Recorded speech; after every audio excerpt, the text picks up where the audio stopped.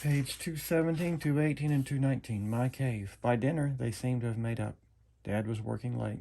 Daisy was sleeping. She had thrown up a lot earlier in the day, and Mom made an appointment to take her to the vet the next morning. Three of us were sitting down, and no one was talking. Finally, I said, "So, are we going to see Justin in a play?" Via didn't answer, but looked down at her plate. "You know, Augie," said Mom quietly, "I hadn't realized what play it was.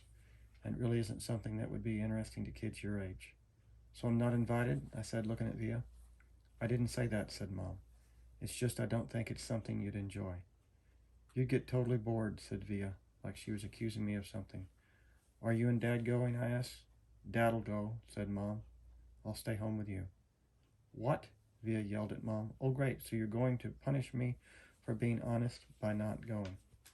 "You didn't want us to go in the first place, remember," answered Mom. "But now that you know about it, of course I want you to go," said Via. "Well, I've got to weigh everyone's feelings here, Via," said Mom. "What are you two talking about?" I shouted.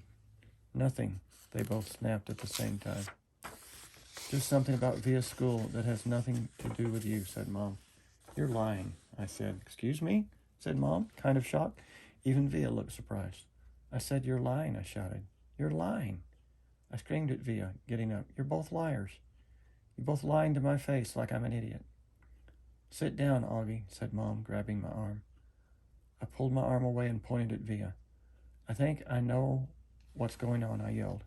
"You just don't want your brand new fancy high school friends to know your brother's a freak." "Augie," Mom yelled, "that's not true." "Stop lying to me, Mom," I shrieked. "Stop treating me like a baby. I'm not retarded. I know what's going on."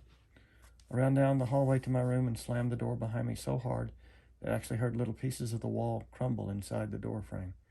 Then I plopped onto my bed and pulled the covers up on top of me. I threw my pillows over my disgusting face and then piled all my stuffed animals on top of the pillows, like I was inside a little cave. If I could walk around with a pillow over my face all the time, I would. I don't even know how I got so mad. I wasn't really mad at the beginning of dinner. I wasn't even sad. But then all of a sudden, it all kind of just exploded out of me. I knew Via didn't want me to go to her stupid play, and I knew why. I figured Mom would follow me into my room right away, but she didn't. I wanted her to find me inside my cave of stuffed animals, so I waited a little more. But even after 10 minutes, she still didn't come in after me. I was pretty surprised. She always checks on me when I'm in my room, upset about stuff. I pictured Mom and Via talking about me in the kitchen. I figured Via was feeling really, really, really bad.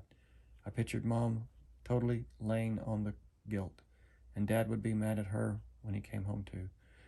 I made a little hole through the pile of pillows and stuffed animals and peeked at the clock on my wall. Half an hour had passed, and Mom still hadn't come into my room. When I tried to listen for the sounds in the other rooms,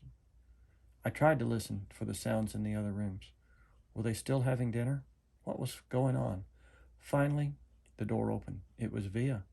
She didn't even bother coming over to my bed, and she didn't come in softly like I thought she would. She came in quickly.